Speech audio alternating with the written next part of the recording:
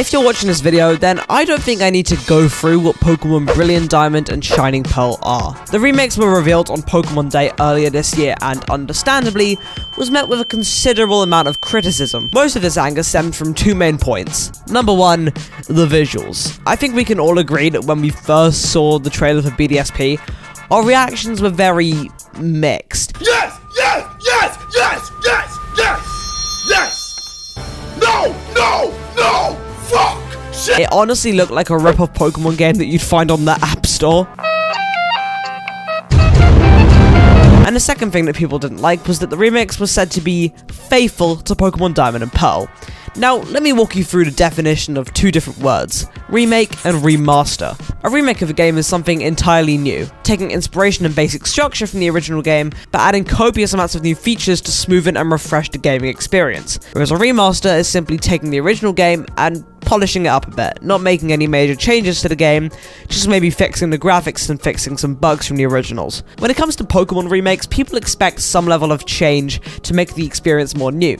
For example, Fire Red and Leaf Green had the Sevi Islands, a feature not in the original Red and Green games. Oris had Megas, plus a bunch of other Gen 6 mechanics. Whereas this game seemed far more like a remaster than a remake. That being said, everyone forgot about it pretty quickly as Legends Arceus was the main topic of conversation, and still is, even though the games have just been released. And then we didn't hear a word about the games for almost 6 entire months, which was an interesting marketing strategy to say the least. But when that new trailer finally dropped, my hype was reignited. Not only was it confirmed that we were getting new features such as Grand Underground and following Pokemon, but graphically the game looks stunning. The art style was still a little subjective, but I'll get into that in a minute. With this newfound hype, I pre-ordered Pokemon Shining Pearl and played through it in the space of roughly 3 days. Oh, also, I should mention that I streamed the entire playthrough over on Twitch. I try to stream on there around 2 to 3 times a week, and over the next few days, I'm going to be uploading the VODs of my entire playthrough over to my live channels, so link is in the description. Anyways, I've divided BDSP into 5 categories: visuals, story, mechanics, music, and finally my conclusion. So sit back, grab your popcorn, and oh yeah, subscribe while you're at it, please. That would help out a lot. This is my review of Pokemon Shining Pearl.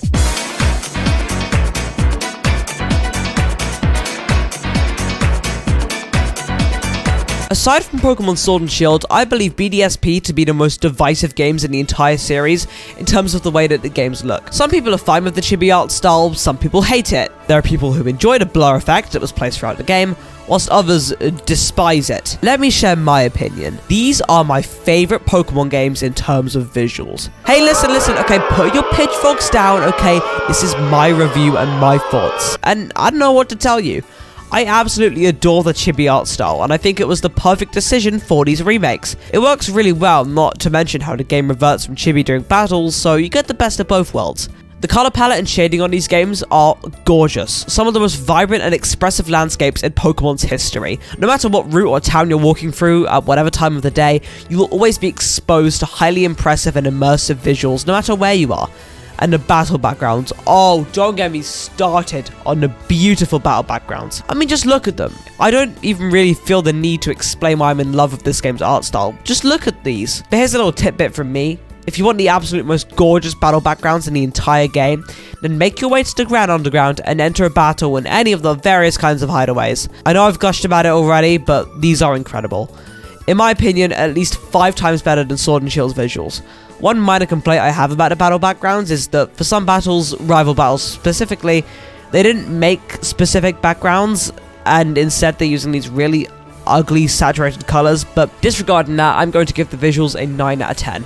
I was genuinely impressed for the entire duration of my playthrough, so fantastic job, Ilka, you've nailed this part of the game. However, the next part of my review is not as positive.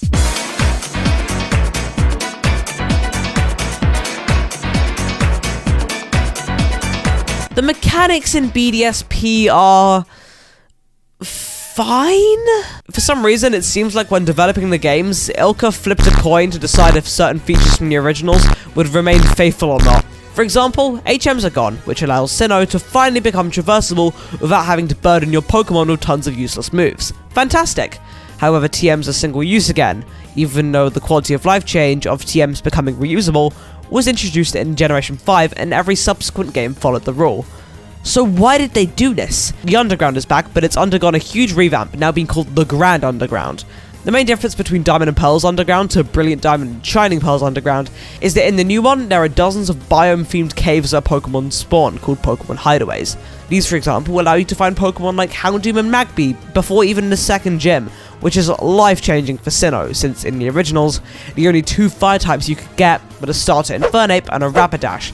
So if you wanted to pick Turtwig or Piplup and didn't like Rapidash that much, then you had literally no options. Another new addition to Sinnoh is the mechanic of Pokemon following you, except they completely butchered it. So here's where we fucking get to see it, boys. Following Pokemon. Oh no, I'm not, I don't know if I'm looking forward to this or not, I can't lie.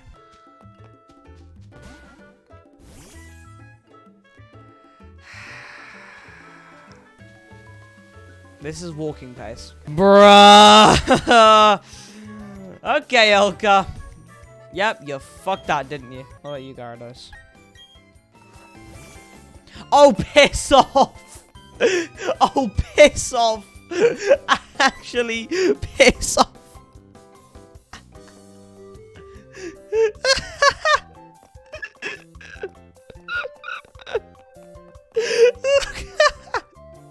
Mate, look at the fucking size of it. When following Pokemon were reintroduced into the franchise in Let's Go Pikachu and Let's Go Eevee, it was absolutely perfect. Nobody had any quarrels with it whatsoever. However, when the feature was added in the Sword and Shield DLC, it was pretty much universally agreed that it completely sucked. This is due to the fact that most, if not all, Pokemon could not keep up with the speed at which you were walking at, and it was honestly more of a hindrance to the experience than a benefit. But in BDSP, however, the mechanic is the same as Sword and Shield. And in my opinion, that is inexcusable. The game is literally a one-to-one, top-down recreation of the original Sinnoh games. So how hard would it be to implement the feature properly? Let's Go was the exact same style of game, and yet they failed to make it the same. In my opinion, there is no excuse for this, and it is simply a result of lazy game design. If they wanted to add the feature properly, they could have, and absolutely should have. Other features that were added in the remakes are the PC being accessible anytime, affection benefits from the Gen 7 games, and the Romancer's Park, a revamped Pal Park which you access after completing your Pokedex, which lets you catch all Gen 1 to 4 legendaries. I mean, okay? Like, don't get me wrong, I would love to be excited about this, but it feels like every single new Pokemon game nowadays needs to have ways for you to catch every single legendary, and I feel really undervalues legendary Pokemon, as they've become way too accessible. You can also now customize your character, which is good, but you can only pick a whole outfit. You can't mix and match, or change your hair, so it's pretty lackluster compared to Sword and Shield's customization, which in my opinion was an A+. Contests have gotten a revamp too, but I haven't found much incentive to try them out. The Pokétch now looks like it's doing a fucking reaction video on the top right of your screen, and although the EXP share gets a lot of slander, I actually really don't mind the permanent EXP share whatsoever. It didn't add to or hinder my experience whatsoever. I never once actively avoided trainers and was still underleveled for the Elite Four on my first try. And I think that's about it for the mechanics. Overall, the mechanics are an incredibly mixed bag for me, and there are a lot of really important features of the game that they completely messed up in my opinion. But it's not a total train wreck due to the change to HMs and also the Grand Underground, so I'm going to give the mechanics a 5.5 out of 10.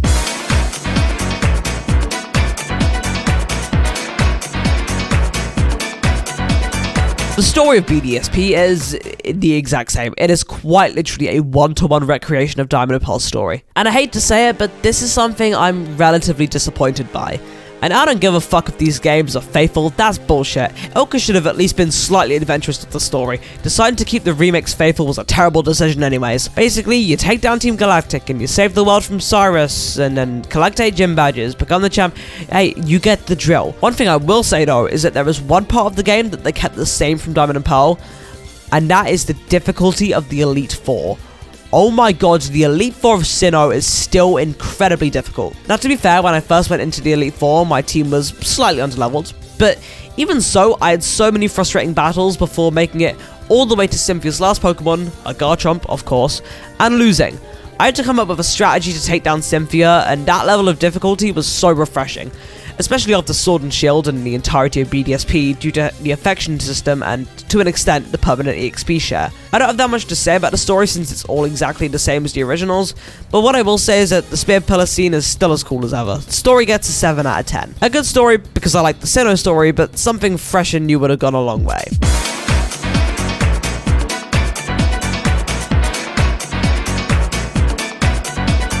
You want to know something about my first playthrough of BDSP? For the first 3.5 hours of the game, I played without music. This wasn't by choice, by the way, this was simply because of the way my streaming setup works, and I didn't think it would be possible for the music to be heard by myself and the stream simultaneously. However, the next day I found a way so that I could hear the music while streaming. And oh my fucking god, it made the world of a difference. The music in this game is fantastic. Obviously, the original Sinnoh soundtrack was great anyway, but there was always a chance that the magic of the native Sinnoh music could have been ruined by Ilka. Luckily, all the tracks were beautifully remastered, and I cannot believe I played the entirety of the first section of the game without listening to the music. I know that listening to a game's soundtrack while playing isn't everyone's cup of tea. Some people like to play games with YouTube or TV in the background, but I implore you, listen to BDSP's music while playing the game. It will soothe your soul. Obviously, there was the whole controversy surrounding the music, as at first, when the game was shipped, the music was objectively shit. I'll put up the tweet on screen now, but yeah, it was pretty bad. But that was swiftly fixed in the day one patch, and now the music sounds great, so I'm not really complaining. In short, the music enhanced my playthrough immeasurably and captured the sheer beauty of the original soundtrack. 8 out of 10 from me.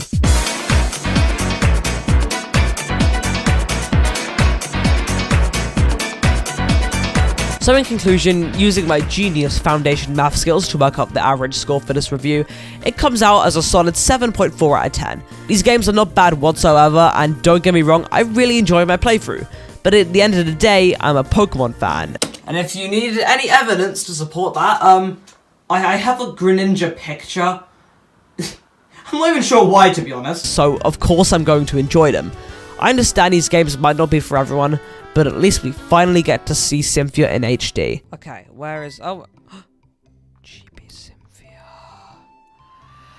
GB Cynthia! Thank you so much for watching. Again, if you're new, a subscription would mean a lot, and I've got some exciting content on the horizon for you guys, so look out for that. Anyways, in the meantime, I don't know, suck your mum.